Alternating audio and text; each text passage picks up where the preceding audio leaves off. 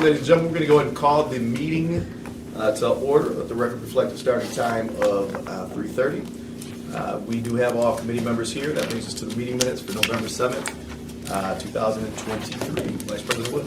I would move the minutes. There is a motion on the floor for the discussion. Seeing and hearing none, all those in favor signify by saying aye. Aye. All those opposed, same sign. Motion carries. It takes us to public comment on agenda items. If there are folks here that are not here to speak specifically to, as an example, of make, save, or demolish, we would take your public comment at this time. We do give up to 3 minutes.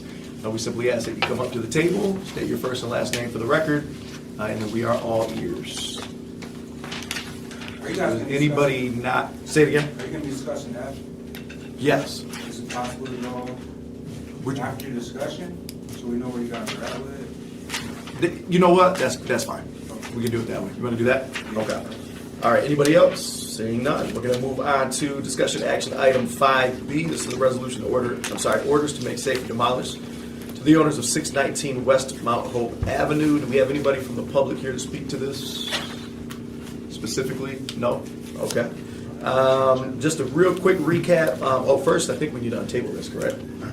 Was this tabled? It was tabled. Yes. That was at that meeting. All right. We have a motion on the table? I make a motion on All right, table. there's a motion to move from the table. All those in favor signify by saying aye. Aye. All those opposed, same sign. Motion carries. All right. Just a quick rundown. We do have owners Daniel J. and Evelyn DeHane. SEV, $44,300. The estimated cost of repairs was estimated to be about $53,621. This was, moved forward to us as a 30-day as it is unsafe and fire damaged. It was explained to us by Mr. Walter Allen that electrical, mechanical, and potentially plumbing permits were required, but only that the interior tear out had been pulled, and that was on September 18th. There was a show cause hearing on Monday, October 30th. Matter was referred back and discussed on November 7th. My understanding is at that meeting, Mr. DeHane had stated that he was in the process of selling. He had a Mr. Twenter here. However, we received the email on November 29th that Mr. Twenter was no longer moving forward with actually purchasing that particular property. Mr. Allen, is there any reason with regards to permits being pulled, timelines, financial wherewithal, evidence of, is there any reason to halt this process? No, we also received a phone call from the buyer Right. saying that he's pulling out, so. Okay. All right. And if there are no questions or comments, I need a motion. So moved. All right, there's a motion on the floor. All those in favor signify by saying aye. Aye. All those opposed, same sign. Motion carries. All right. That takes us to item C, which is a resolution of orders to make safe and demolish the owners of 3301 Turner Street. Do we have anybody here? All right, why don't you come on up to the table? And we will get, nope, right here, sorry about that, sir. We'll get your input in just a minute. You guys may recall that we had taken this through final consideration. There were a couple hiccups in the process. There had been some change in ownership. We did not notify the new owner, I should say, of the show cause hearing. The second piece is we really had no evidence of posting on the new owner. So in any event, we took it back through our process. We did have, I'm trying to pull it up, my computer's not working.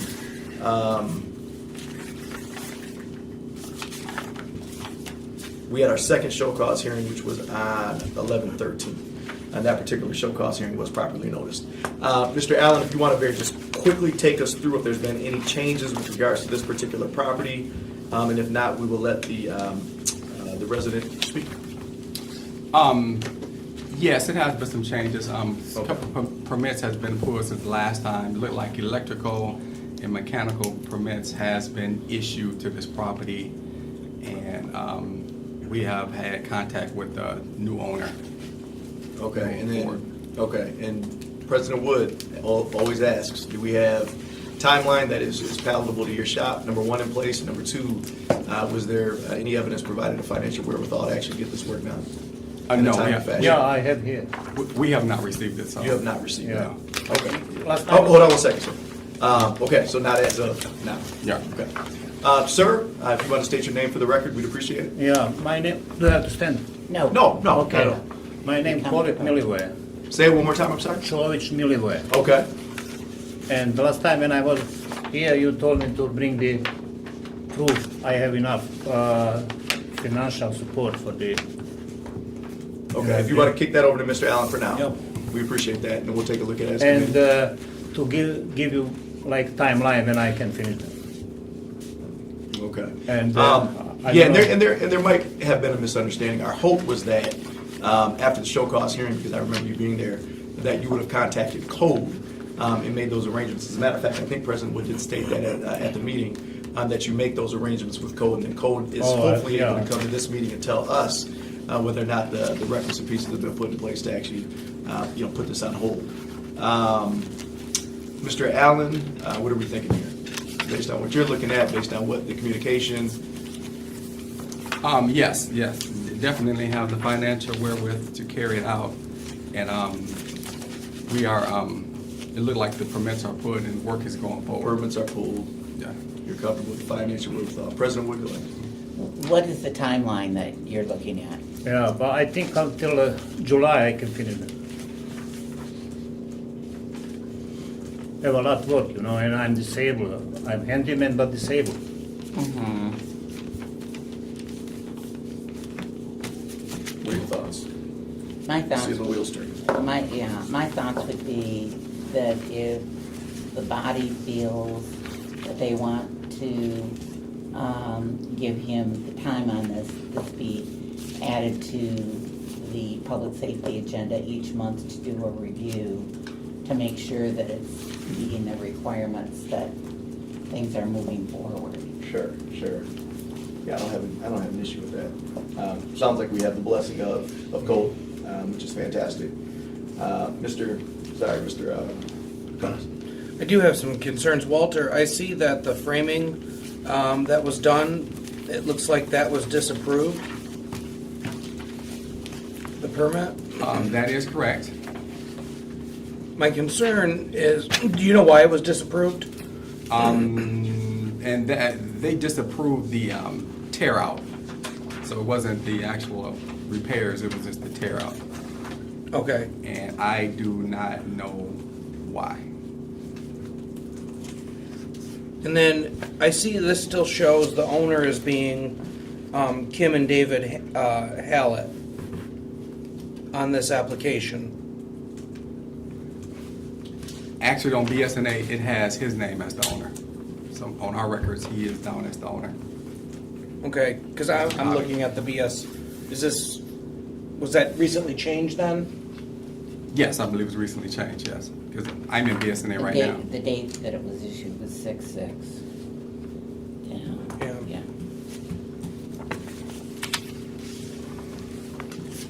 And when I look at the picture on the framing looks, Yeah.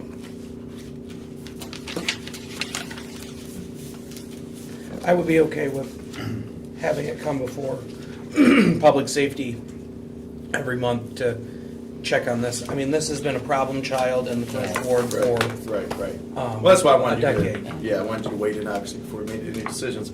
So are you clear on what the committee is discussing at this point? What we're talking about is not necessarily moving it as a committee forward with the 30 make safe, or 30-day, make safe or demolish at this point, but that based on the timeline that you just discussed and some of the things that Mr. Walton included, that we're going to actually take this up on a monthly basis just to make sure that we are following up with our code shop Okay. and determining whether or not sufficient progress is being made on a monthly basis. If not, that would then provide us with the opportunity to push this through as a Yeah, safe and, demolish. Is that clear? Is that We just want to make sure that the Yeah, process doesn't is stall that out. include, like when I finish electrical, when I get rough inspection, is that included coming monthly or I have to call again? I wouldn't necessarily, can I interject? Absolutely. I wouldn't necessarily say that you yourself have to come, Exactly. but there has to be a report from code Okay, on a monthly basis that they see that there is progress that is being made. The minute that they don't believe that progress is being made, then they would notify the committee, and then we would start the process again to Okay. move this through for a make safe or demolish. yeah, I have another question. When I finish siding, the house will be unfinished inside, and or do I have to call them to come monthly, or they'll call me to check? They're gonna be checking as the permits are getting done, Okay. as you're doing the permits. And once it reaches the threshold of over 50%, then it no longer is considered a make safe or demolish. Okay. Okay, are we comfortable with that? Yeah, now I can go and work my house, right? Yes. And one of the things I would do is highly encourage you to make sure that you are communicating with code compliance, or I should say just with Yeah. economic development planning in Okay. general, Yeah. so that they are able to come and provide us with accurate updates on a monthly But basis. that is my try, to pull the permits to hire the electrician or Right. heating Yeah, guy yeah, absolutely. to work, and Okay. even that contractor who I did. think we might have one more question. Yeah, Mr. Costa. Walter, real quick, because I don't, this is from probably June again or something. Do you have the dates for when those permits were pulled? Yes, I do. The building permit was put in on February 2nd, 2023. I believe that was initiated under the original owner. And then he has the same contractor that's carrying out the work, just with a new owner. That's the oldest one. The other ones were, he has another building permit that was issued on 11/13 of this year. And he has electrical that was issued on 11/16 of this year. And he has a mechanical that was issued on 11/13 of this year. Perfect. Thank you for that information. Wow. Good? All right. So just make sure that's in your notes, and we'll make sure that happens. Fantastic. So that takes us to our next item, which is a discussion, and actually the next two items, we're going to want Mr. Nicholas Montry and potentially Raleigh Van Fossen, I don't know where we're at with that, but maybe to weigh in just a little bit. We have been dealing, obviously, since the beginning of the year with the red tag crisis piece after that special committee of the whole meeting. The questions that I put forth, I did go back, I watched the videos of committee of the whole, of this particular committee, looked at our reports that we had given. We've given two committee reports to the council subsequent to the special committee of the whole meeting. These were the outstanding questions that I was able to find. Did push that on to the group to ensure that there weren't things that I was missing. My understanding is that no one added any additional questions. However, if there are things that come up as we go through this, please let us know, because I certainly don't want anybody leaving this room with unanswered questions, since this is our last committee meeting of the year. So with that, Mr. Montry, we did provide you with a number of questions. If we're going to actually go through those, and if you can give us answers, we would appreciate it. Okay. The first question is, we know that the fee study contract was awarded to Manor Casterison. We were told the contract called for up to 160 hours of work, and the expectation was 2 months of work. Where are we at on the study and the release of information? So the fee study currently is ongoing. We're rounding third. We're expecting a rough draft of the findings for the study here in the next 2 weeks. The reason for the delay is just essentially the amount of data, the amount of services that EDP provides, and just trying to dissect that data, gather that data, see where we're at. It's just taking longer than expected. But again, there is a rough draft that will be handed over to EDP leadership here in the next few weeks. Okay. Do we have any questions on that? Was there anything that jumped out at you? Have you looked at it at all? No, I have not seen the draft at all. Okay, all right. 2 weeks. Perfect. All right. We know there have been several difficulties with regard to the top-down analysis RFP. Issues with consultant fees, scope of work, structure of the RFP, and the like have all been referenced. Where are we at with this effort? So this effort at this time is currently on hold. Raleigh just started the other day. We're going to discuss this further, what are our next steps. One of the biggest reasons, to be quite candid, is staffing. We're operating at probably about 65% staff in code. Between that and as well with the fee study, it has diminished our bandwidth significantly. Right. And so to try to have a productive and meaningful top-down analysis currently at this time is not something that I feel would be beneficial, let alone thorough or productive. So this will be something that is going to be discussed with Raleigh, new leadership moving forward, and obviously the staffing issue and some other priorities as well will need to take place in order for us to feel confident in a productive and quality top-down evaluation. situation. And you said we're at 65%. Roughly, that's another one of the questions we'll address Okay, towards the perfect, bottom as perfect. far as staffing. All right, let's move on. Oh, I'm sorry, go ahead.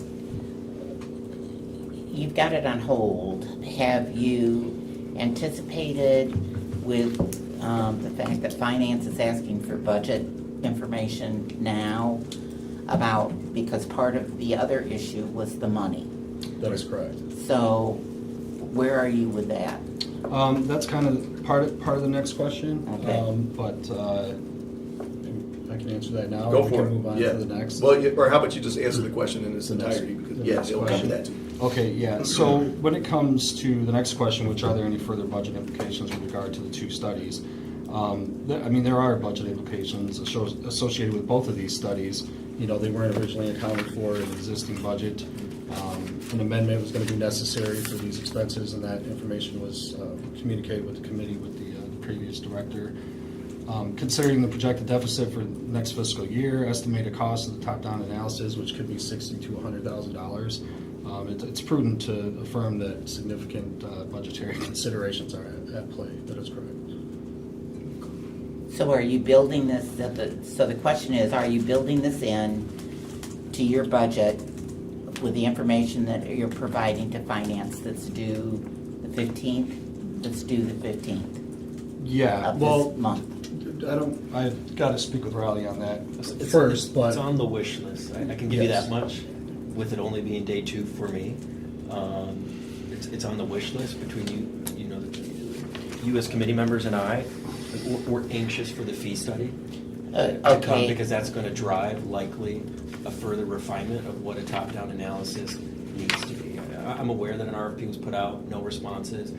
The department's going to have to use the fee study to revise the support we need to get the information that's being requested. So I can't tell you today, Councilmember Wood, that next year's budget will include that specific amount, but we're going to need something to help answer this question. Okay, first of all, the fee study is only to determine that we are charging enough to recoup our services. We don't. Correct. Okay.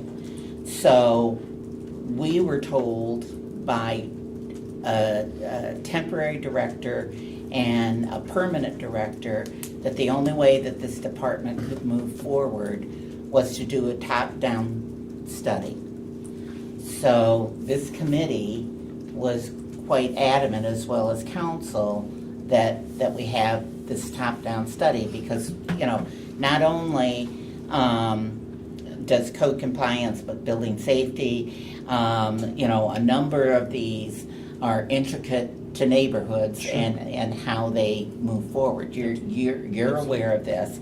And so I guess, and I'm sure you're just going to tell me again that you're not sure, but I would strongly recommend that in order to right the ship, that we get this top-down study done, because there are have been some significant problems within that area Absolutely. that need to be corrected. Not that Nicholas isn't doing a good job and things aren't, moving forward, but we're still at a place that we're still struggling. Right. That is the intended goal. Councilman Cost, do you have any questions, comments? Because what I'll say real quick, and I'm just going to be candid because I'll still be here next year.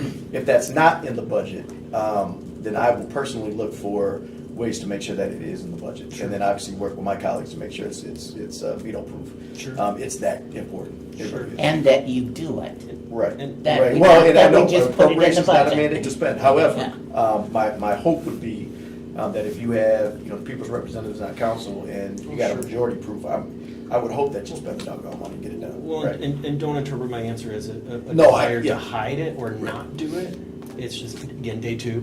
And- I totally get it. And being I thrown get it. into the budget talks already this week with the team. I got to get my handle on before I comfortably come to a meeting and say, yes, Right, I'm right, recommending right. to the mayor to recommend to council. And I don't want you to take this the wrong way, Yeah. because I said this to Jordan as well. I totally get that, and that we get that you have to get caught up Yeah. to speed. But just because we have this constant, right, Yeah. revolving Yes, door and leadership yes. within Huge. this particular department, we can't, the timelines are the timelines, and, things are, gotta get done, period. I mean, this is important stuff. And just to add to that, in January, when you get 2 new council members here, they've got to vote on an issue Sure. that same day. They don't get the luxury of saying, I need time to think about it. So Don't I know that? Yeah, you do. Okay, cool. Anything else on that item? And if not, we're gonna move on. Where are we with the 21 red tag houses with initial tag dates ranging from 03 to 2012? The last we heard was that they were all moving forward. However, the only hard verified numbers we received were 2 in demo and 1 demo completed. What are the current numbers on in demo, demo completed, permits pulled and work being conducted, et cetera? Do we have addresses for each? Yeah, so Go I ahead. provided you all with a list of addresses and their current status, if you will. Excellent. So that's pretty comprehensive. So we're this up is to 35, is that, I'm just taking a quick look at this. as far as what, 35. So this is the 21 red tag houses with the initial dates ranging from 03 to 2012, right? What is this in here? Is that what I'm looking at? Were there additional houses? So, well, I doubt I from believe that there's- particular period of time. Remember, there was this initial concern Yes, I that do. we had Right. these properties that have been on there like 21 for up to oldest, 20 Right. years. was 21. Yeah, so I wanted oldest. specifically those. Correct, and I Okay, I this- would this- assume that those are incorporated within this Okay, list. all right. Is that correct, Walter? Some of them Does it have are, dates and- some of them are extra, if I can say this. We are the oldest one, he's almost done. Okay. The 123 Isbell, he's basically almost completed. It's just a matter of permitting things. After that, of course, it falls off years. The oldest one's the big gap between that one. The other ones, we have been going through the ones that are most severe, so you will see some in the demo process that wasn't on this list. It's like severely fire damaged. We moved them forward, of course. And some of these are not as bad as the other ones were. So all of these are worked on or either submitted to the, make they were demolished. So in the process of be going through the demo board. So all of the ones you have and the new ones we added to it, which was more than the 21 we added. Okay. All right. Do you have questions or comments from the committee? Yeah. Councilman Wood. Walter, when I'm looking at these and it talks about multiple, I'm looking at number 1 as the example, where it talks about multiple permits issued for repairs and there's been inspections on the repairs. Do we know when the inspections, I mean, am I looking at something that it was tabled last year and 1 permit was signed off on and we still have a whole bunch left? I mean, I am not familiar with the Stabler in particularly, but if this is one with the demo board, and then they usually have a process they require so much being done every time they come before the demo board. And usually once that starts, and then they work hand in hand with us and with building safety. And then they'll get 1 permit done, the next one done, and then they'll come back every month until that's done. And if they're progressing really good, then they'll move them 60 days. So this probably was one that's moving pretty good because I see he moved them out until January. No, it actually is 24. The date is wrong. Yeah. That one is January 28th, 2024, on that very first one. so if I'm looking at the demos agendas for the demo board, I'd see these on every month. Is that what you're saying to me? Yes, all of these are in the demo process of the list you guys have. Right. Somewhere in the process. Right. Either you guys have it or the demo board has it. But all But of this means that they tabled, the demo board tabled this Yes. until January Yes. 24. Yes. Okay. Just wanted to make sure I knew what I was. So that's true of any of these that have January of 2023 on it? Those are all 24. Yes. Should be right. Yeah. Should be 24. Yes. Okay.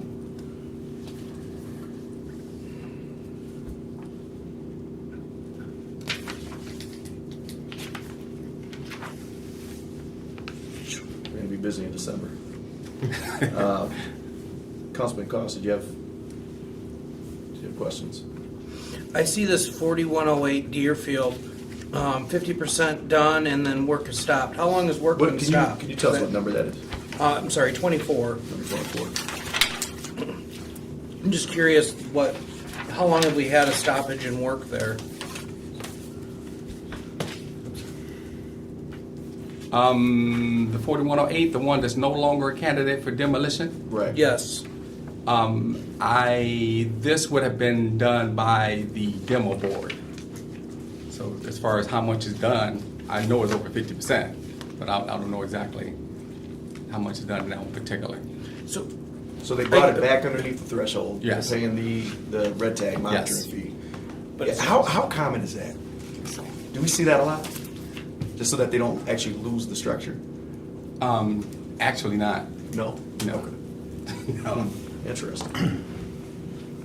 I'm sorry, Ryan, I didn't mean to interrupt. no, thank you for clarifying that. Mhm. That was my next question. Okay. We have 25. Do you have the list in front of you? Could No, you, I don't. Emily, do you mind handing that over? Sure. 25 says that 1020 Woodbine is in litigation.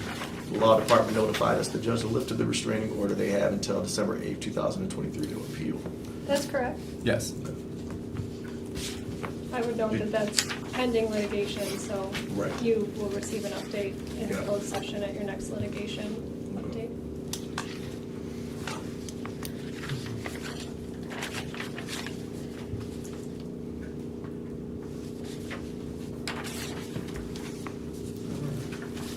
Twenty 28.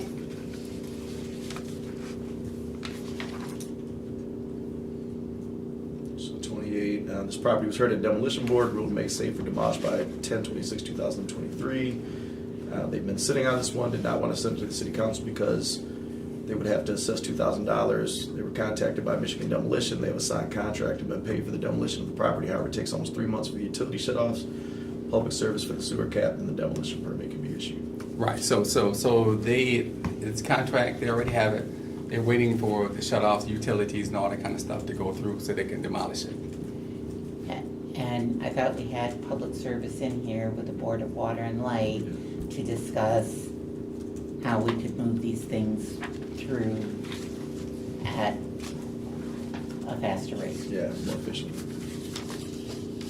So did I. What's the biggest holdup, Walter, in that piece of the process? The utilities going out there and Is it okay? But but that's so the onus is on the contractor, correct? To actually reach out and have them come in and shut the utilities off. Okay. and then the contractors inform us that they're waiting on them. Okay. So- Go ahead. So, Renee has the name, should have in her minutes, the name and number when we had both Consumers Energy in here and the Board of Water and Light. Can you reach out to them with this address and ask them to follow up? Certainly, we would take the support on this one. I would share, though, from all sides of construction, whether it's demolition, new construction, or rehab, utility, both hookup and shut up, it's the same problem on all sides. I get that, Raleigh, but we've had them in here. Oh, sure. Yeah. And into public safety to come up with a way Sure. to how to streamline streamline this. We'd love it. To make sure that things moved Yeah. through at a faster rate. And they said, if you just let us know, we'll be glad to help move these along. Sure. 33 is a little bit confusing as well.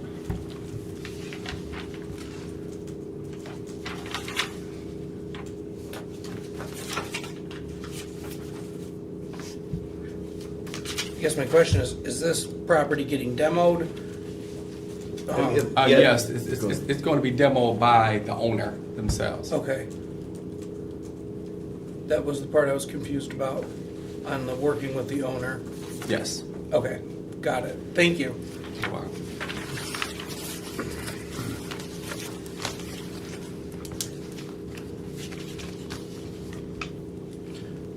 Out of curiosity, what's the success rate on properties that end up at this point of people actually fixing them?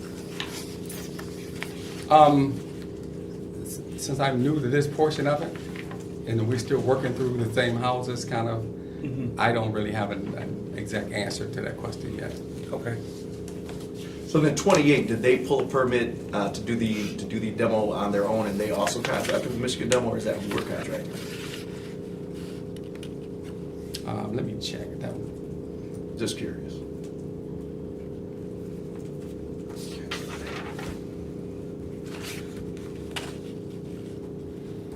That was 1326. 1326. And for context, when this says I, this is Walter type this up, correct? Lynn and Walter. I didn't type it. Okay, okay, got it. Go ahead. I guess my concern is, and I don't think we have anything in the ordinance that addresses it, but any of these houses where the owner is going to do, has contacted and said that I'll do the demo, we know what the approximate timeline is when we're doing it, from the time we bid a contract out and then we get the utilities shut off. We're talking 45 to 60 days, sometimes 75. There's nothing that requires in the ordinance, the way it's currently written, that says that if an owner does it, that there's a timeline that it has to be taken down. I mean, I could be pulling off a board a day. Right. So the fix is? I We think would there have needs to- to be something in the ordinance Right. that addresses the fact that if an owner chooses to, notifies the department that they're going to be doing the demo, that there be a timeline that has to be met with that. Well, I guess back it up. If we issue, say we issue a 60-day, make safe for demolish, the timeline starts when? Because I thought After that was the 60. time that they had. Yeah. Correct? And so if they do it themselves, it still has to be demolished Well, within that time. And if it's not, it's, that's the, I mean, Yeah. now whether we're enforcing that or not, that's an entirely different well, when question. you look at these, Right. No, I mean, yeah. Do you mind if I interject? Yeah, I- please do. If I'm understanding or following the question right, if it's for example, one of the Jennison or the Oakland where the owner is doing the demo, these are active properties in the demo board. Mhm. As well, there's not a specific timeline, they would still have to report back to the demo board per the demo board officer's recommendation. And so if you're the owner of Jennison and you're at demo board and you're saying you're not gonna repair, but you're gonna demolish, they wouldn't lift the red tag and they would still make you come back to demo board until that satisfaction has been completed. And so, as a former demo board member, generally they table that 30, 60, 90 days, depending on how well prepared the property owner is. So it doesn't answer a I was pretty specific impressed with you all that timeline. day but- two until you told me I know. about the demo Yeah. board. yeah. But in the meantime, the neighborhood has put up with this, Oh, sure, this house Right. forever and a frickin' day. Well, what would happen is if Jennison came back next month and hadn't made any progress on actually demolishing the property, whether that be by pulling a permit, if not working with the contractor, then the board has in all of its power to make safe or demolish it and move it to council at that time. It's really once it gets to you all that the clock truly kicks in. And I've been to demo board meetings, and Sure. you weren't there, so it must have been after your time. But that's going to take also, though. I think it's. God, how can I say this without offending?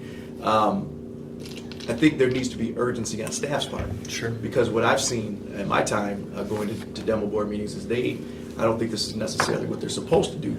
I think you have guides on the side, you have staff, you have, but at the end of the day, you're on that board to make decisions, and it seems they often defer whatever the staff on the side tells them to do, and it seems so often. I don't know if it's relationships that are built, or I don't know what it is, but so often it's let's give them a little bit longer, and a little bit longer, and a little bit longer. There's this just gross manipulation that occurs, and then what Carol is talking about, that becomes a symptom. The folks that are sitting there or advising, they probably don't live next to that spot. Right. It's not affecting their property value. It's not affecting their quality of life. Not affecting. The list Right. goes on. Sometimes the reality is it's health and safety, right? Sure. So that, and I don't know how you fix that. Yeah, I just don't know, because I don't know if it's the I don't know if it's the framework that's flawed. I think it's sometimes it's the implementation. I don't know. And I think there's a breakdown here too. And this is, Nick, on this 651 East Jolly, as I read the, 32, I'm sorry. As I read this, it looks like there was a breakdown in communication with this contractor that's gonna knock it down. Because I feel like 651 was approved for demo back in the summer. So I'm kind of wondering if there's a plan in place to avoid these kind of things, because I saw pictures on Facebook of this house of folks that said, why is it still sitting here? There's holes in the roof. In fact, we approved this in the winter because I went out there and looked at it myself and it was freezing cold last winter. Okay, I'm sorry, what your question My basically is? question is better it looks like, communication with- because it looks like they didn't get the information or something, so there's been a mix-up, but this property's been, Well, I don't know that we can inherently agree that they didn't get the information as much as they didn't come back to get their permit. The onus is on them to pay and get their permit and call for inspection. it says been waiting from an email. Well, so the way BSNA works in this particular situation, it would, once the permit was approved, the applicant would receive an email stating that your permit is ready. At that time, they Right. would go on to BSNA and they would pay for the fee for the permit, and then boom, you get the permit. If a contractor fails to check their email or overlooks the email and they're not going back to find it, they're not going to be aware that their permit is ready. Even with that being said, I do see, maybe some room for improvement, especially when it comes to demo permits. If we know a demo permit, it's been several months since the contractor, they still haven't paid. I don't see any reason why, BSO staff can't reach out to that contractor and say, hey, your permit's been sitting here for 2-3 months, whatever it may be. We just wanted to, or resend the email, or just have some form of communication. I would think Keep the with process such a moving. deliberate process that we go through for these houses, that it wouldn't sit there for 2 months and someone say, gee whiz, I wonder what's going on with 651. We haven't heard anything from Well, them. that's true too. I mean, but You know what I'm saying? At the same time, with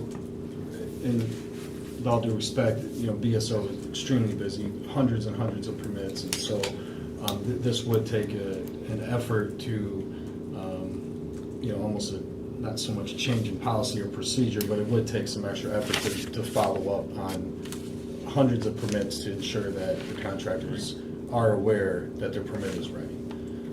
But specific to this list, and back to Councilmember Hussein, your comment about the, is it more so the system that might be flawed and the structure of the demo board? Is that what we can assure today is if it's on this list and not already demolished, as often as the demo board's meeting, these properties will continue to come up.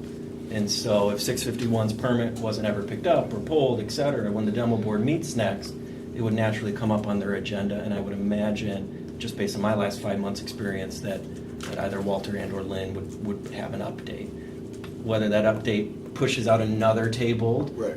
That's the structure of how the board is in operation, or the officers are in operation. But if it's on this list, know that every board meeting, it's on then that agenda, and updates are shared at that point. Okay. Others, questions? I'm just gonna say this with all due respect. The public comes and asks me why this hasn't been torn down. When we tell them that things are gonna happen and it doesn't happen, and I tell them that, staffing shortages, which you just said, that excuse is starting to run out with people. And you don't have to face them, but I do. So I Yeah, just want you to understand that. No, I That's don't the difficult understand that. part, because Yeah, yeah. they look at me and they say, you promised this was gonna get done, it didn't happen. Well, they're really short-staffed and they're busy. Yeah, for me, I it don't want to wasn't- hear that. That's what they tell me. So I'm just letting you know. Yeah, I don't, I wouldn't lean towards as it being an excuse. My thought is that when a contractor applies for a permit, the onus should be on them to follow up on those permits and ensure that they're communicating with BSO. To me, if I own a business and I pull a demo permit and 2 or 3 months later, or I still don't have my permit, I'm gonna reach out to them. Right. But with respect to the situation and the understanding of the situation, I do believe that there is the possibility or the room for BSO staff to make an attempt to reach out to those who have permits that are just kind of sitting idle, that have been ready for several weeks or months. Can perhaps the back end of the BSA alert them or send them an That's automatic something- email? That's something that we can look into, yeah. If we send that initial email and then, whether it's a week timer or a 2-week timer and it knows that that fee hasn't been paid, send them another email. That's absolutely something we should look Well, the into. Board of Water and Light does it. I certainly will get a notification if I don't pay my bill. Well, and that, I think, goes back to the importance of reviewing our policies, our procedures, making sure that we're doing things that are best practice at this point, particularly with the technology and things of that nature that we have today. But I think also there is a reality that we are a really, really bad outfit at hiring. And there's a piece where you got to question whether or not we're competitive. Then there's a piece of we don't do a really good job at getting postings out there, putting these pools together, testing, interviewing, making offers. Sometimes it feels like some of these things aren't even prioritized. We even have council members who say we've been doing really good without these positions. Maybe we just get rid of them, right? So we as an organization, the city of Lansing, we have to do a hell of a lot better because this isn't an issue that's unique to your shop, obviously. And I'm talking about the latter part of my comments. Yeah, I don't know. Real quick, go Yeah, ahead. and it's not a reply to what you said, Yeah. because I know everybody around the table, Councilman Yeah. Coster, probably the newest person for me to meet here, but I am a resident of the city, and so I do hear these concerns from my neighbors and intend fully to bring all of that I can to this job. And so it isn't just the three of you who get called. As a neighbor, I see it. Some of these properties are in my neighborhood, so I absolutely care about that and hope to bring a breath of fresh air than maybe what hadn't been in previous. We appreciate that. We really do. All right, if there's nothing else on that, we're going to move down to question number, I think this is 3.5. Have we begun to move red tag properties that don't meet the statutory SEV estimated cost of repairs threshold, but that have sat idle for at least 24 months through the process? Last we knew, law said that there were multiple avenues allowed. This was actually the verbatim answer. I think it was Ms. O'Boyle. Law, there were multiple avenues allowed by the state, and we were able to proceed on the foregoing. So short answer is no. The city has not adopted such a standard. If you read through the law, it essentially says that stricter standard can be adopted by a municipality or a local government. We have not done that as of yet. We default to the SEV value. So hold on, back in the back. Yep. I'm confused. Are you saying that there's like a local opt-in if we have council, we haven't opted in? We have to do something on our part? According to the law, and I don't want to speak for, do you want to speak for that? I mean, I can address it if you'd Yeah, like. okay. The specific section referenced in the question about 24 months. Right. There is an additional part of that statute that says, in lieu of this SEV value analysis, a urban core city can enact a stricter standard and have that 24 months. So in order to do the 24 months, we would have needed to adopt a stricter standard. We use the standard of the SEV. Just shoot me dead.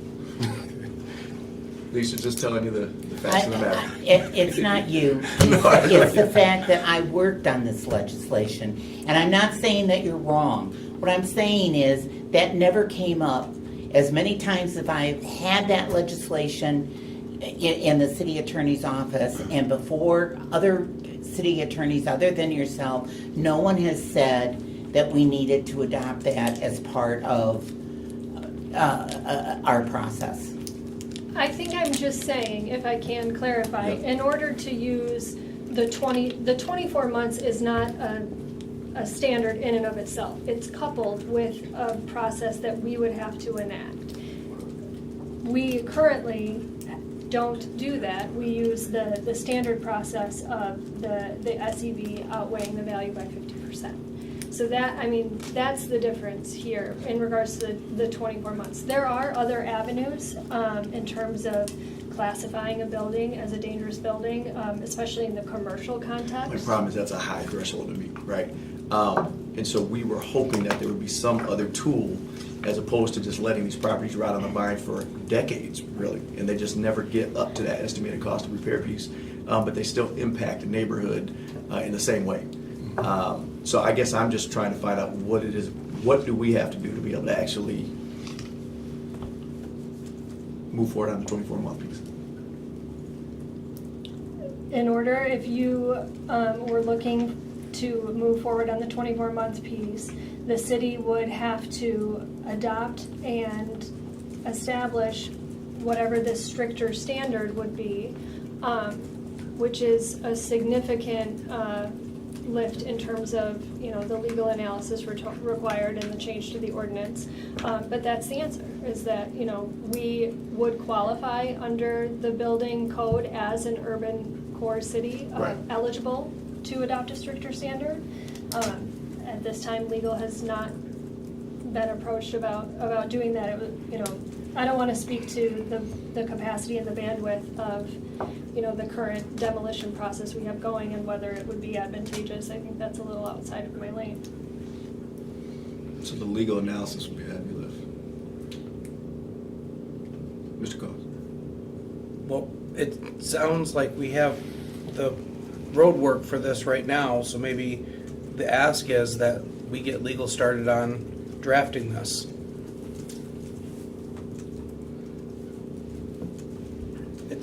It sounds pretty much like everyone won't. Well, it thinks we we need need a the path analysis here. aspect too. Yeah. But yeah, do you agree? I think you do. Yeah. Yeah. I do too. Yeah, because we thought this was because we need that tool. Period.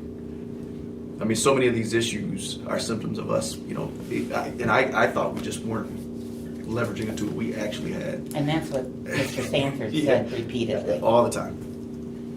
And that's, I think, the frustration. Yeah. It's not you. It's It's- absolutely it's- not you. No. It's that we had somebody that I don't know, thought he was a lawyer. It's all good. Okay, so are we clear on that, folks? On the left side of the table, It's Yeah, not- this- Mr. Abu? When EDP approaches us with an ask, we will do it. But we can also approach you with an ask. So if you would like me to communicate with them what that ask, how that ask should be tailored, that's fine. You're welcome to do that. Thank you. Yep. We can do that. All right. Sounds good. All right. Let's move on to. Have we begun? This is question number 6 to ask for timelines and evidence of financial wherewithal when permits are being pulled on red tag properties. In addition, have we identified perennial permit pullers and found a system to report and address them? The last we heard was quote unquote not at this time. So to answer the question, the city adheres to the state construction code. There's a comprehensive framework that dictates the prerequisites for permit issuance. Timelines, financial wherewithal, those aren't recognized valid criteria. Essentially, VSO does not possess even the authority to deny a permit application based on that criteria. Any modifications or enhancements like to the existing process would require thorough examination of the state construction code. So long story short is, VSO cannot deny someone a permit if the pertinent plans meet standards. Right. We can't say, let me see your bank statements and tell me when you're gonna have this done. We don't possess that authority to make that call. It's frustrating. Especially if someone's in yeah. make safe or demolish, and then they try to pull a permit attempting to make it safe. And then to tell them no because we're not happy with their timeline or their finances would be essentially a violation of their rights to pull a permit. I know you gotta believe there's something you can. I mean, it maybe it does take a tweak at the state level. I don't know, but there's got to be something. If you have this deficiency and people are exploiting it, which we see over and over and over and over and over and over again, there's got to be a fix, right? So, you got questions on that, folks? I guess I'm Go curious, ahead. with the perennial permit pullers, Right. can't those go through the make safe or demolish? Because, the timeline, the financial wherewithal, all those things that we just asked on this one, you just said, I think, you said, those don't actually matter. There's no law that says that those things need to be proved to pause this process. Like, we just paused this gentleman because we asked for those things, but I think you said that legally there's These nothing might there not about make that. Not to pause the process, it's to whether or not that gentleman could pull a permit. This office could not use his bank statement as a judgment factor to issue or deny a permit request. Sure, no, and so I guess my question then is, okay, if we have a perennial permit puller, can't they go into, if they meet the standards of the SEV being Well, lower we than can the. continue to go through the process, that's correct, yeah. Okay, And then that between was, the I'm demo sorry, board that was, and maybe this it wasn't body- being clear. Okay. Yeah, that helps. All right, let's go to the next one. Have we had further conversations regarding a public dashboard of registered rentals with valid rental certs such as what Grand Rapids has in place? We have, actually. I've discussed with our colleagues in IT, we actually have a meeting set up for the 7th, which I believe is Thursday. It's essentially almost a carbon copy of what Grand Rapids does. We're in the infancy stages of this, but I think it's something that can be brought up to speed fairly quickly and published fairly quickly. I don't want to make any promises because I'm not IT and I can't speak for Right. IT, but what I can tell you is that in talks with Mr. Mumby, that his staff is very capable of doing such a thing, and so we're sitting down on Thursday to get this, the beginning steps, or next steps to get this up and running. That's exciting. Now, tell me real quick. It just made me think about some communication we've had recently. Is there what is the shortcoming of BSNA? And I'm not going to lie, I gave that email response a cursory look because I was going through 1,000 emails. So if I was to give you 6 streets, and I was to ask you to query BSNA to get all the rentals on those particular 6 streets, why can't that happen?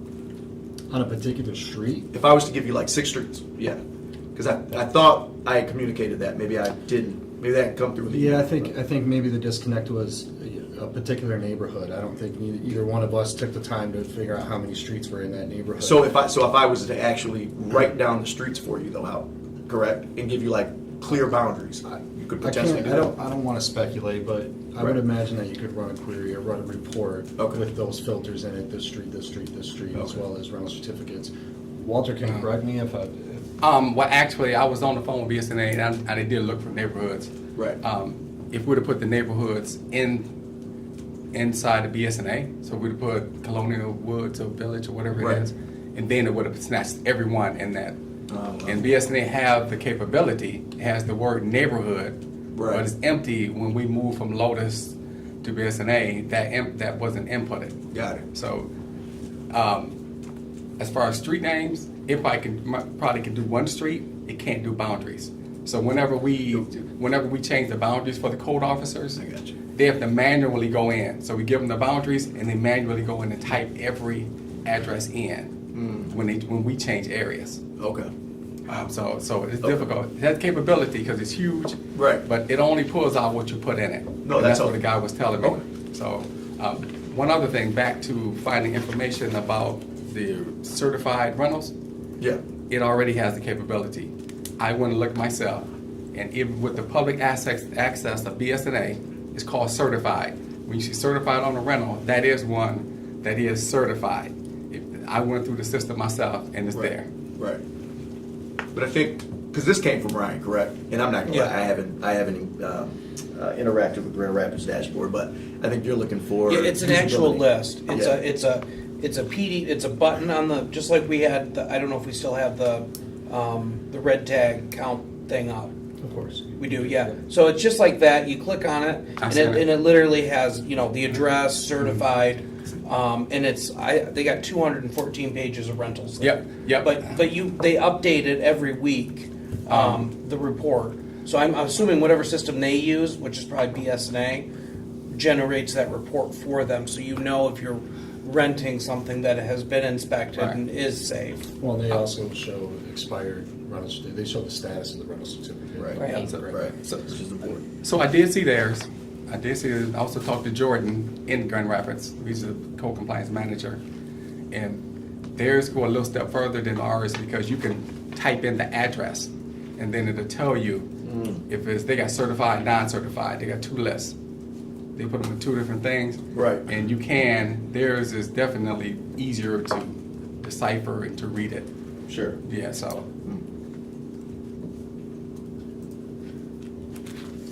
If you talk to him in Grand Rapids, how about you find out how they can get around their legal to do stricter rules on rentals? Because we keep getting stopped here. Okay.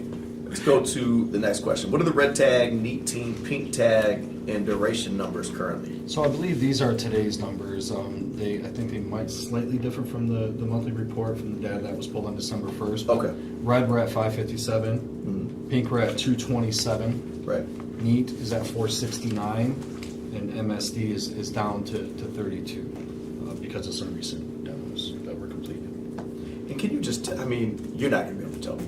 The numbers that we started off with, and it's no fault of your own, how far were those off? Because of all the reporting issues you guys found, and I mean, were they like totally skewed or?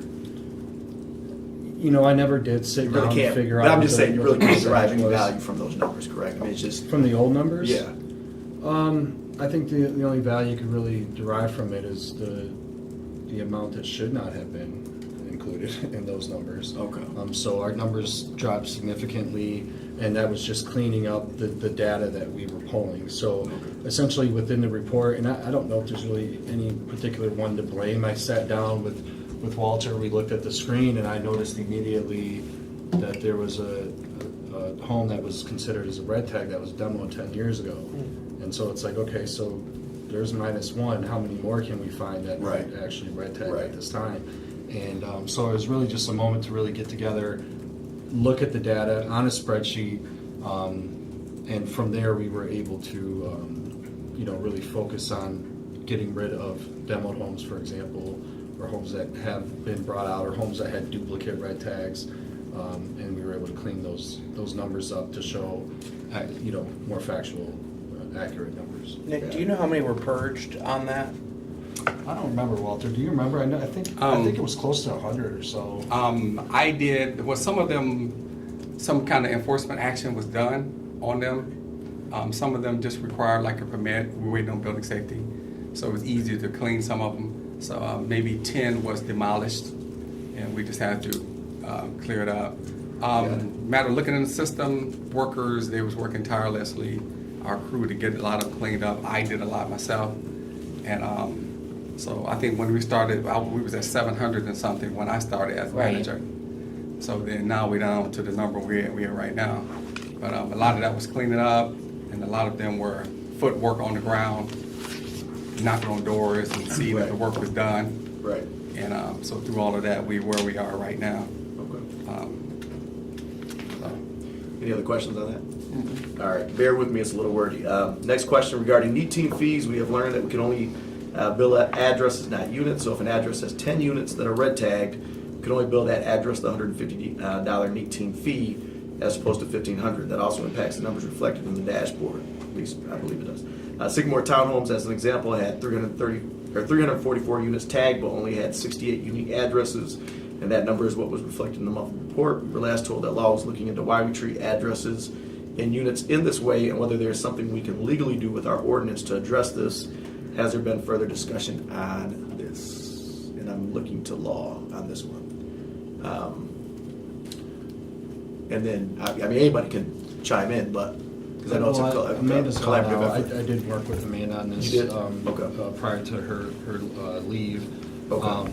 It's fine. She essentially said fees are assessed on a per building basis because that's what the ordinance states. So 1460.01, which I know is not answering your question as far as how do we move forward from here to what are the My steps question, to I know make how the change. ordinance is written. Is there Yeah. anything that prohibiting us, number one, from making changes so that we can do it the way we Yeah, believe I it should be would- I done? would- And then I two, well, I guess that's the first question. Is there anything statutorily that prohibits us? I mean, is this the framework? I mean, is this what we have to do based on state law? No? Or you guys don't know? I think, I'm just gonna say, as far as fee wise, it's Right. essentially, we do essentially lose on these because we're treating these Oh, yeah. multi-units the same as we would a single residential family home. I don't see, and I don't wanna speak for law, but I don't see how a service that we provide, if we've got a red tagged unit with multiple red tags, that we should, at a minimum, be ensuring that we're recouping our costs, and I Right. don't know if there's any laws that would prevent the city from recouping their costs to monitor and or inspect the multi-unit property. Yeah, we have to be able to cover the cost of doing business. We just do.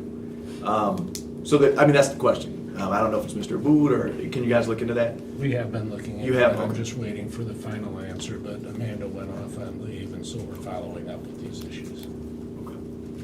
And she did deliver a healthy baby boy. Awesome, that's great to hear. That's great to hear. And that's number 2 or number Yes, 3? Number 2? number 2. Awesome. Okay, other questions on that? Seeing none. All right, have we done anything to address the sign and return process for compliance? Last we heard, it needed to be examined further, even though the ordinance says that we shall re-inspect, and we may be violating our own ordinances. Yeah, so, despite the challenges posed by staffing shortages, we do not permit any sign and return forms for any life safety corrections at all at this point. So, life safety issues, re-inspection regardless, there is no sign and return that's being accepted anymore. Do we have a list of what we consider life safety? Probably put something together for you and get it over to you. It's a long Well, I list. guess here's my question. It's a long Is list, there a yeah. list? Because if there's not, then I would assume that How are we? we're using our discretion, right? Depending on who's involved in respective processes. Yes. And that's, Yeah, we want it. I mean, look, I'm not the boss, but it really should be science. You know what I mean? It's checking a box. Because I think you get yourself, and I'm not a lawyer either, but I would assume you're getting yourself into trouble that way too. So it's a couple of things. The code state what life or what unsafe, unfit. The code says what that is. It's a list of things. So Okay. most of the officers So know there, what. okay, so there is. There is a list. Yeah. Okay. Oh yeah. Because certain things we tag unsafe and unfit and all the other stuff. Okay. Or sanitary reasons, the code states it. Missing a smoke detector is a reason Right, not to send a sign of return. right. But we address it with the officers, so they should not send anything for the life safety if it has life safety issues involved in the property. Can we get the list? We got you. Thanks. We appreciate it. Are we taking steps to implement a system for evaluating employees and establishing professional development opportunities? Are we now able to track workload time on task for code employees? Last we knew, the word we were given was exploring. We were exploring this. Yeah, so evaluation of code staff, and I don't want to speak for Walter, but it's basically ongoing. So all of our scheduled inspections are through BSNA. Since I've been at EDP, I've got every fleet vehicle that we have is now equipped with navigation, so we can see where folks are, when they are, how long they've been there, things of that nature. Can you just tell me real quick, how do you monitor that? Is that just when a concern sprouts Yeah, up? if Or? a concern's brought up or so-and-so's doesn't seem to be, fulfilling expectations, or, things of that nature, we are able, and we have went back and looked to see what folks were up to at times. It is not something that is monitored daily. It is situational based. How long is that data stored for? I'm sorry? How long is the data stored for? The data I store? mean, how long can you, yes, if I'm looking You back. can go back, as far as I know, it is for a very long time. I don't have an exact Okay, I was answer just to that. curious. Yeah. But I know you could probably go back months and it's all there. Okay. How long they idle, where they were, you name it. In terms of workload, time on task, like I said, I've already kind of touched base on that.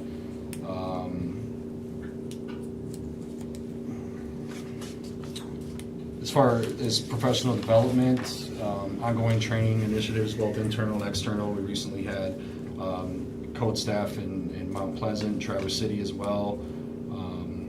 If a professional improvement plan is warranted, I've written 2 since I've been with EDP.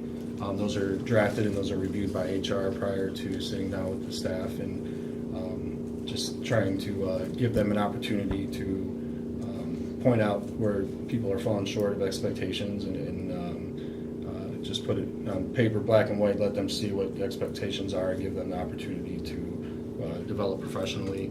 Those have been done as well.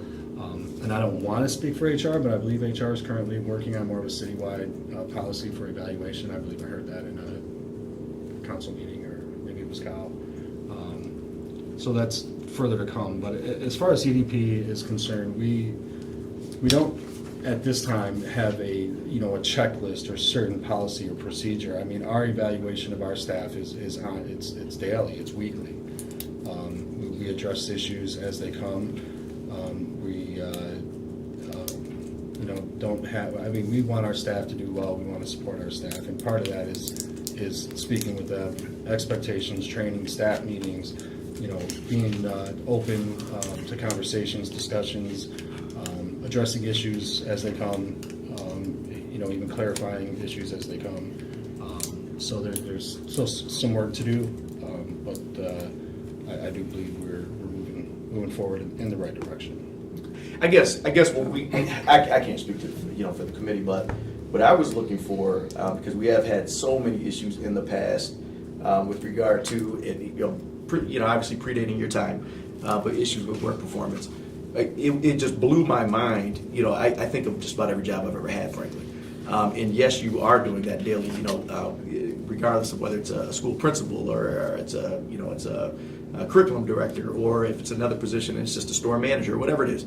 Of course, they are, observing every day, and they are evaluating every day and assisting and supporting every day. But there's something a little bit more like formal in place as well, and whether that be like a biannual review, an actual sit down to discuss, what's coming up in that biannual review, and then being able to, whether you talk about IDP or PIP or whatever, our organization uses, then being able to actually use that information to tailor that professional development. I just was surprised that there was nothing formal in place, because I've never worked for an organization where we didn't have some type of, again, whether it be annual, biannual, but some type of evaluation system put in place that really is meant to drive. I mean, it's about accountability, obviously, but it's also about driving improvement in performance. Yeah, I saw your hand up. Yeah, I believe in, and I'm sure our directors believe in accountability. Right. We do have training every Tuesday. We conduct training every Tuesday. Every single Tuesday, we have a meeting and training. The ones that have property maintenance, zoning certification, we go to training 3 times a year. We go to the fire inspectors training twice a year. Right. I print out their work performance every Monday, show you what you did for the whole week, previous week. So, and also, me personally, I also have an open door policy, because I believe that it wouldn't be right to discipline someone if they have not been trained. So I believe in accountability is major for me. Right. And I believe that we should know the code inside and out. So I hold all of them accountable to knowing that. So as far as the other kind of thing, when we have new workers come in, we have some formal paperwork that they have to learn before they're free to go out on their own. And we make sure they know all of the particular processes and know how we operate and know what they should do and what they can't do. But if they don't, we have a meeting every Tuesday to answer all questions, go over all the codes.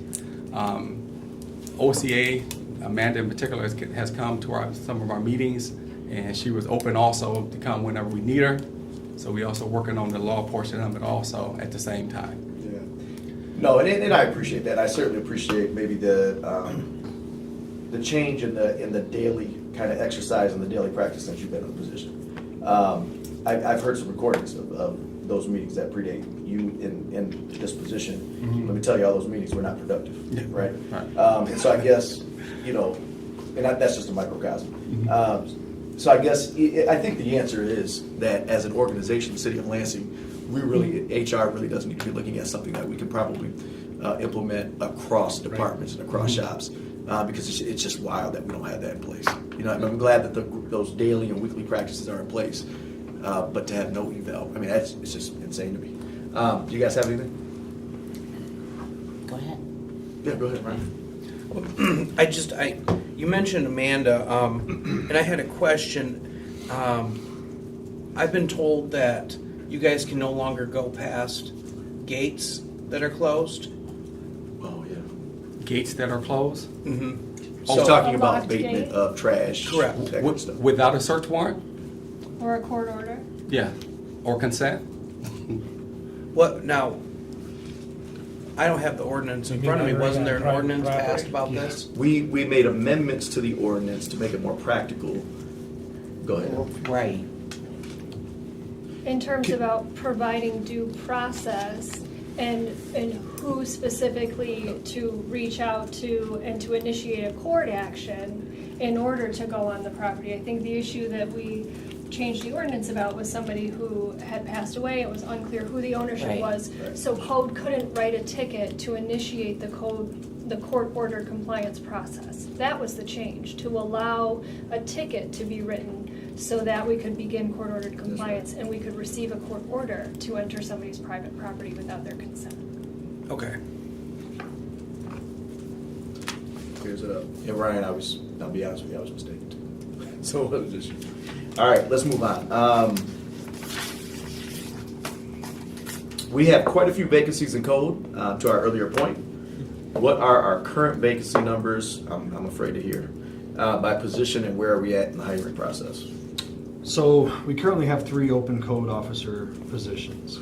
We have 1 premise officer position vacant. We have 1 code officer on FMLA currently, and we have a lead housing inspector position that remains vacant. I reached out to HR today, spoke with Keisha. Hold on, bring it back, just so we have, I want to make sure we have a clear picture. So we have right now 9 code districts. We have, correct me if I'm wrong, we have an officer that floats, or at least that's the last thing I saw. And then we have a lead housing inspector, and we have a manager. So technically, we have 10 areas, Okay, and the plan was to have 1 floater, but we haven't had that yet. okay, And a lead officer, that's vacant, and Okay. 4 premise, and we have 3 premise at the moment. okay. So we're right now down to then 3 premise and 6 code? Is that correct? How are we, okay. Exactly. It's hard. We're doing it hard, we're doing it. Wow. The good news is, Yeah. if there is any to come out of this, I've got HR to keep the postings up. We're casting the widest net that we can to find qualified candidates. It is tougher than it seems. Code is a unique occupation. We had 7 out of 8 candidates that Walter reviewed. He passes them on to the next test. Every one of them fails the test. And so it's not so much finding candidates. Does this include external, internal? I mean, because a lot of times what we've done is we've grown That within was, regs and premises. that's included. All Okay. over. Okay. Yeah, and so it's definitely not from a lack of trying at this point. I spoke with Keisha earlier. I do believe we're going to extend an award letter to a new premise officer, which is promising. That would fill that position. We may be extending an award letter to a code officer as well. We do have some more candidates in the pool that are testing. We're going to schedule premise officer interviews here shortly, depending on how this kind of unfolds. One candidate may move from premise to code. I don't have the exact data. So there is movement there in the right direction. But overall, it is discouraging when 7 people test and 7 people fail. So we're doing everything we can to get the job posted, cast the widest net we can, and find good candidates. I guess I'm curious now, because I don't even know if fully staffed, with the number of rentals we have, if we're fully staffed and all of the things that our code officers are expected to get out there and to enforce. I still don't know if I don't think it's an appropriate number, I'll be honest with you. I think we need more to ensure that our units are as safe and as appropriate as possible for our neighbors. The zoning is right now going through an exercise. I don't know, you guys probably know this, to make some changes and to add a designation in the city of Lansing that would allow for unique rental types, quite a few, frankly, and it could really kick the door open. Is there ever any discussion across shops, departments, in terms of what kind of impact that would have on you and whether you all, as an example, could actually service more, maybe quite a few more? Because we're, frankly, and it's not, don't take this the wrong way, because I think you guys are doing what you can with what you have. But Walter, you see it, I see it, Ryan sees it, Carol sees it. I mean, we're all out in these units all the time. We're doing a piss poor job making sure that these places are safe and appropriate. So I guess that's a question. I mean, There Do will they? be, is Okay. the short answer to that. Okay. I'll answer for both of them, but There there will. absolutely will be. There Okay. has to be. Yeah, I Both agree. on the code I and just don't know zoning that side. historically it's happened. We all know there's a hefty amount of development coming down the pipeline. Right. And so, those are ongoing conversations that I'm excited to have with the existing team about what does growth look like, what is ensuring that the city is providing the best service it can to incoming development, but also those who call Lansing home today. Right. And have a structure, whether that's residential or commercial. And so, take it as a fluff answer if you want, but that's my commitment, and where I'm excited in some of your replies is a lot of this isn't, and what I'm interested in now seeing in my role at the city is these are organizational wide, these are city-wide problems and questions, vacancies, Right. performance reviews, and so forth. My hope and desire is that I don't get siloed to have to develop something specific for EDP, and that this should be a unified front across all departments. Certainly the residents deserve that much, and so, short answer, I'm eager to engage in those conversations. Has to be done. Right, but I also hope you have, which I know you will, but you'll have that courageous leadership in that if you can't get those other, because at the end of the day, Right. you only have so much power and influence. Oh, yeah. So if you can't, then you're going to have to do what you need to do, because it's critical. Yeah. It's critical. Any questions, comments? Politics, for sure. Yeah. Let's move on. Have you identified a strategy to keep and demolish blighted homes pre-tax auction by the county? Yeah, there is a strategy for that. So essentially, if the decision was made to take possession of these homes, we can conduct an assessment of the home. If it's deemed beyond repair, we could pursue demolition of the property. The utilization of CDBG funds for the demolition process becomes viable depending on the property's location, if it's in a CDBG eligible area. This approach has not been standard in the past. It stands as a feasible option, though. It could be explored to enhance our proactive efforts in addressing blighted properties. Blighted homes outside of CDBG eligible areas could be demolished utilizing other sources of funding if available. So there is a path there. Right. It just hasn't not been, past practice to pursue that Yeah. path. So. There's also a timing issue with the way the foreclosure law works, and generally you as a local government, we as a local government don't learn of what's truly not, or what's coming out of auction that wasn't sold. And we have, as you're very familiar with, Right. a very short time period to be able to make action or make some of those connections. And there's been, I think a great update, if you haven't had it, is from County Treasurer Fox, because there's been recent state statute change in how folks who've been foreclosed on could potentially get their properties back now in ways that in the past we didn't have to be concerned with. So I think all that said and done, Nicholas did a good job to say that, yeah, there is a process certainly to engage other departments if there's a strategic land grab, whether that be parks, et cetera. Can we do more? Absolutely, especially with our external partners. Hugely. Certainly, we're blessed to have a robust land bank, as you're all familiar with, and can rest assured that the homes are going somewhere to be maintained. But another area I'm eager and excited to figure out this time next year. Questions, comments? Just Yep, go real for it. quick, because we've got everyone here. Autumn Ridge, where are we with that? I believe I sent, didn't I send an update out, or did I? I don't think I got an update. Okay, maybe that was just It was a wasn't constant, ours, yes, that was, Yeah, you can probably send it during. right, but it Yeah. didn't go to all council members, that's my fault. Yeah, no, that's okay. I can send that same one out there. I mean, Send it to her and she can disseminate. Is that Well, okay? I think Carol. I Oh, got it, did I'll you? send it. Yeah, they just kicked it out. Okay, yeah, Okay.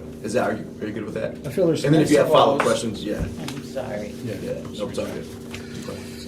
All I right. apologize. I should have It made was, sure that it was. it was last week and it was, yeah. You're too busy looking at the calendar counting your days. No, I wasn't counting days. I was doing There's another reports. second off.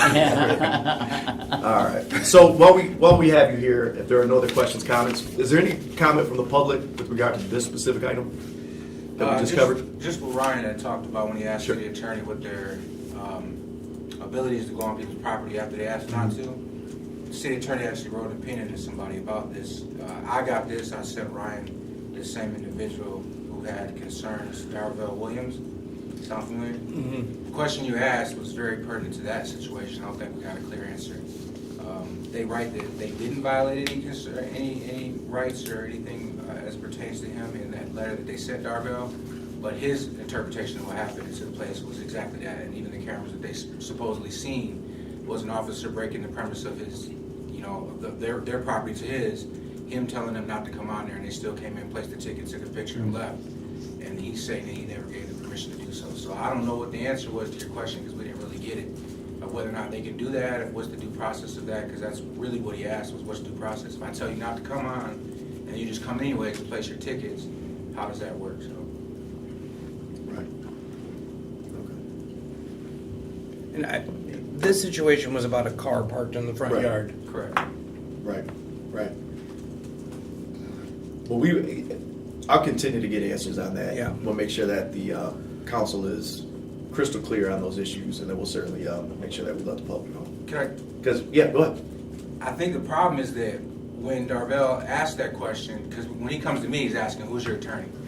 When the question comes to you all, it's whether or not they violated anything. And the answer he gets is from our city attorney, who we've all seen give opinions that aren't favorable to the citizens. So I think that's where Darvell's concern is. And I think when he comes to council, he's asking you all to ask whether or not you need an outside opinion or what the opinion is. But this opinion came to Darvell in his mailbox was that it was from the city attorney's office, who was not going to say, yeah, he absolutely violated your rights. We're going to get after it right now and make sure you're awarded whatever compensation you need. We know that that's not going to happen. So where's the line of defense so that he doesn't have to go to Scott Beatty, or whoever the case is? When they're coming to me, they're asking, who's my lawyer, and how can I help advocate for them? And we're trying to nip that before it gets to that point, because conversation a lot of times helps that. And I think when they just shut him off and send him a letter, he's looking for EEOC and Department of Justice. He's looking way past that now. It's going to get to be a problem for y'all. So the question when it was asked was great.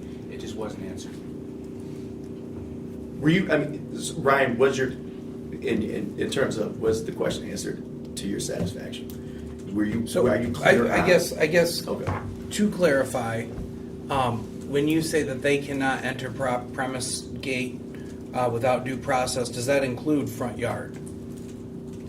No, a parking officer has the right, if a car is parked on the front yard, to place the citation on the vehicle. If the violation is seen from the public right-of-way, it's the same as a police officer writing a ticket for encroaching over the sidewalk. It's apples and oranges what we're talking about here. Yeah. So when you say a search warrant or a court order compliant is needed, or it's court ordered, that's to go into, as an example, a lock gate? A backyard, Yes, okay. for example, with a gate. But if Is they it can- locked or unlocked or both? Or does that matter? Opening gate. You a have to shut open it, gate, yeah. if it's open and accessible, and we see this in trash claims all the time. Right. Where they go out, the backyard is open and accessible, there are violations, they go in to cure them. They've been given that notice. It's situational. But that's what I wanted to hear, and so I appreciate that that. answer the your open and question? accessible. Yes, it did. And if they see it, let's say they've got an alley behind their property, or a next door neighbor lets Right. them, they can take a picture without going on the property. From an area where they are legally authorized to be, that's correct. Correct. Whether it's consent from a neighbor to go into their Or public, backyard. Yeah. It's an area where they are legally authorized to be. Yeah. Okay. Before we lose you, just real quick, item E, discussion, House Bill 4237, tenant notification on when their apartment building is condemned. And just real quick in my notes, a new Michigan law was approved by Governor Whitmer in November. My understanding is it will take place in mid-February. And it requires local responding agencies such as code enforcement to inform tenants and occupants of apartment buildings when there are imminent health and safety threats at the building. My understanding is that per state law right now, the only requirement is for locals to actually notify the property owner, and then the onus is on them to actually notify the tenant, correct? So I think that's the first piece. Second piece is if a building cannot be vacated, the bill states a building owner would have to correct the violation in the shortest reasonable time. Re-inspections must also happen in a reasonable time, quote, reasonable time. And then violations also have to be reported to the Michigan Department of Health and Human Services. So just a couple quick questions while we have you here. Number one, what does this look like for Lansing? What changes will have to be enacted? Are we already doing this? Is this already our practice? Yes. With the exception of notifying DHSS or DH. Right, so that's the only piece that we're not doing now. That's correct. And now, when it comes to, it's somewhat of an awkward wording when it says if it's a health and safety issue and the building cannot be evacuated Right. or vacated, we don't do that. If we red tag a home, it is vacated. Right. So I believe that section 3 can kind of be taken out of the way the city of Lansing conducts its business concerning condemned or red tag homes. So I'm sorry, did I hear that you said that if something gets red tagged, we vacate that property, we move those people out of there? if a home is red tagged, Pink tag, it no, cannot be red tag, occupied. yes. I'm confused because I was under the impression from my conversation with Joe McDonald that we weren't. In fact, he had tried to go to these red tags to help these people because we couldn't remove them from that property because there's no misdemeanor for being there.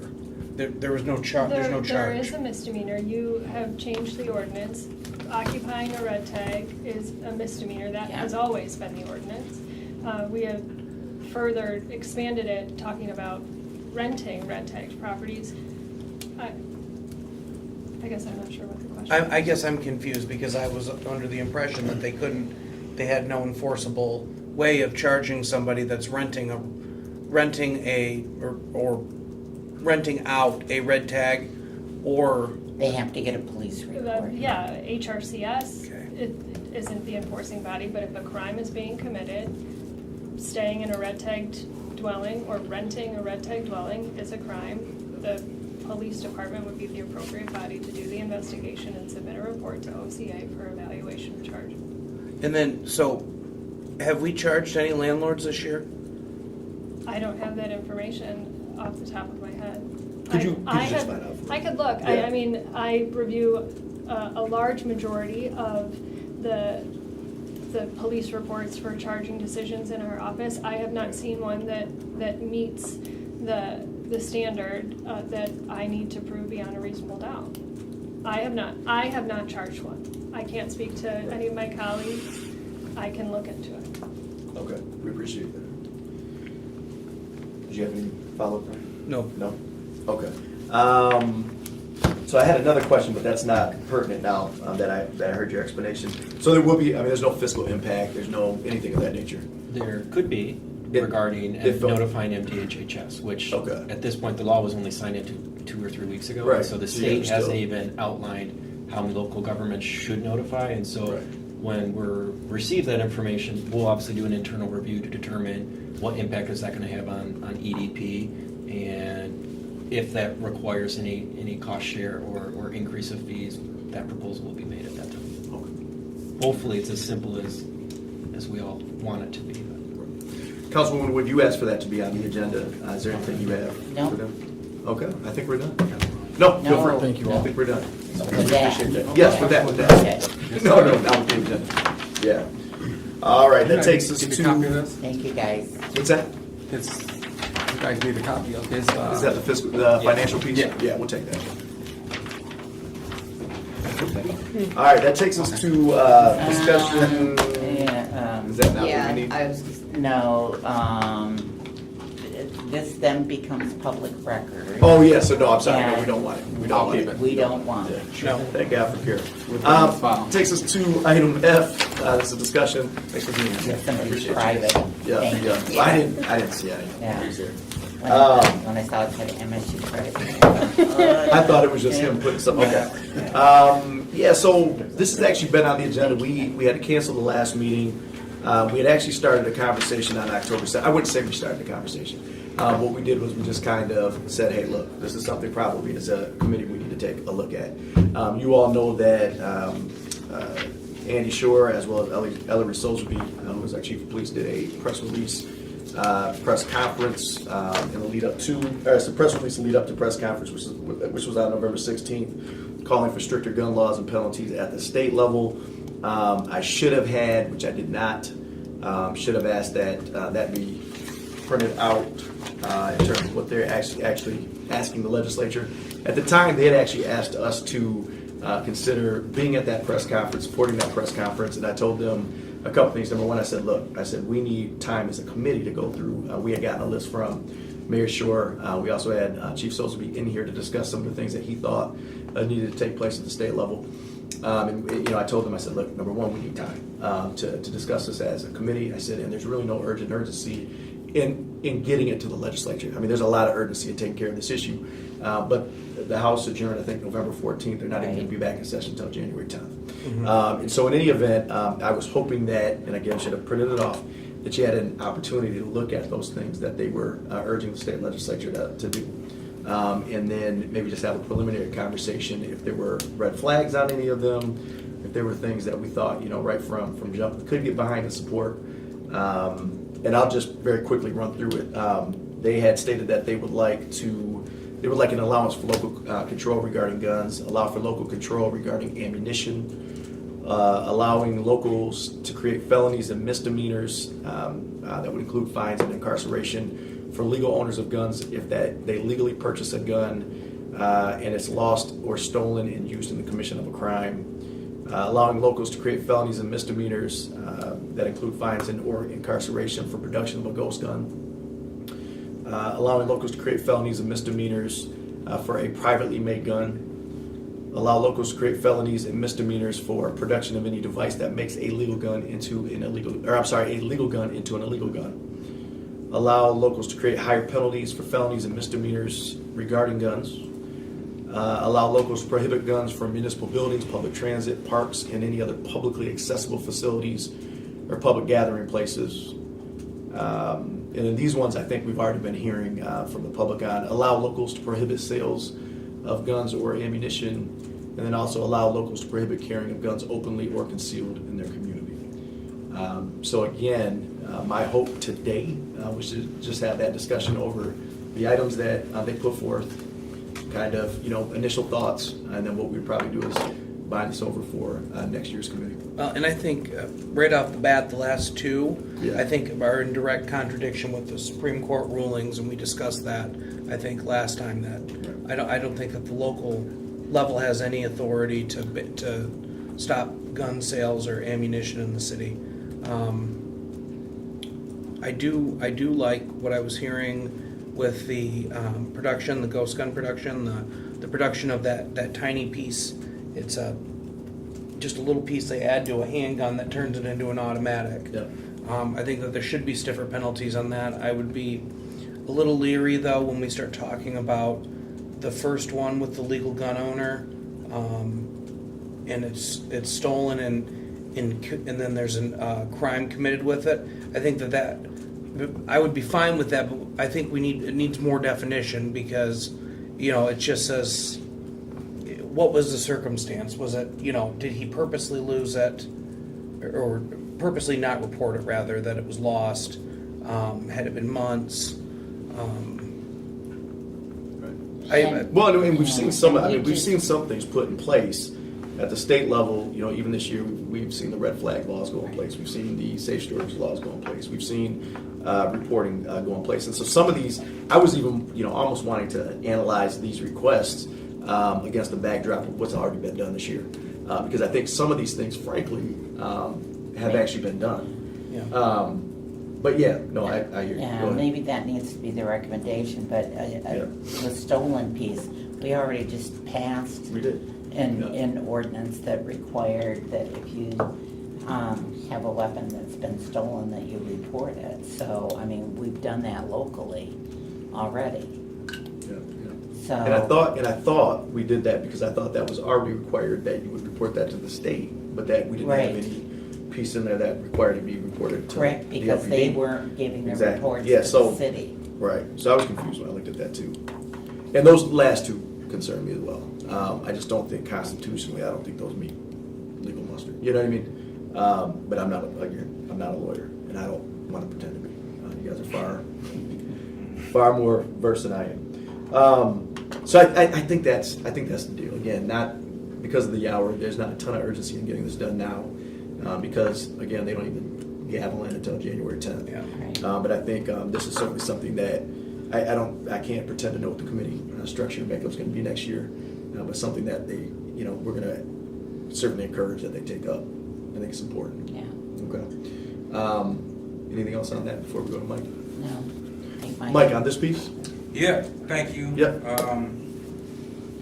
So probably for the last 4 years, I've been coming to council talking about gun violence. Probably one of the only people who's been consistent with coming here talking about this. Right. And the reason I do that is because I am an expert in the realm. I've been on every level of it, from the perpetrator of gun violence to a victim of gun violence to working in prevention of gun violence, intervention of gun violence support.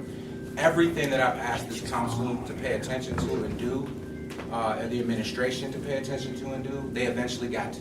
Whether or not it was giving money back to community organizations. When I started talking about that, defunding some of the money that was going to $50 million to police budgets and putting that money towards organizations, it was unheard of. We're not going to take away money. We're not going to give money over here. Now it's just second nature. This is what we do now. Mikey 23 has received close to $1.5 million to stop gun violence, acute gun violence, right? There's multiple angles. Advanced Peace, again, I came here and consistently beat that down the necks of council and the city's administration. They didn't want no parts of it. Council eventually started to warm up to it. The administration warmed up to it after we beaten it for 8-9 months. The point I'm making is that we've been at the beginning of every single one of these issues when it comes to gun violence. We've told you all what we need. We've told you all what we thought could work. And it takes us years to listen to us. It takes years before it's like common practice. Now, 2 weeks ago, we got a press conference from the mayor in Advanced Peace that it's the best thing ever happened in the world, right? Absolute best thing. How many times did I come to that dais and tell you all that we need to fund that thing? For 2 years straight. Right. Mayor didn't want anything to do with it. Nobody wanted to touch it. So with that being stated, these bills that you guys have that are in front of you all are not based in any type of data. This is, I don't know what table they sat at and came up with all this, because if they had looked at any aspect of it, they'd know that half of what they asked for is illegal. Secondary to that, some of what they asked for is already federal law.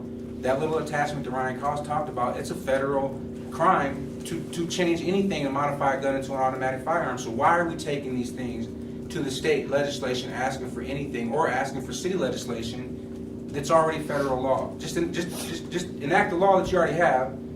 You know, find a way to enforce the laws that you already have on the books, instead of making more laws, or what I believe this to be is propaganda. It all comes in a certain point in time. Why do we get it now? Why do we get it then? Why do we get what we get when we get it? There's no conversation about data. There's no conversation about if this is work. None of what they proposed is a novel idea. It's something that somebody in this country has already done. They have data statistics for 10 or 15 years on whether or not it worked or not, and we can go off of that if we really put an effort towards it, right? There's a committee on homelessness because it was a crisis. Why don't we have a committee on gun violence? Why isn't there a neighborhood of gun violence, or excuse me, a department of gun violence initiatives? Other cities who have had this problem, and it's been an epidemic in the city, have started gun violence prevention departments, so people can really put effort and focus on these things. So what I'm asking you all to do, first of all, I'm going to ask you for a favor today, right?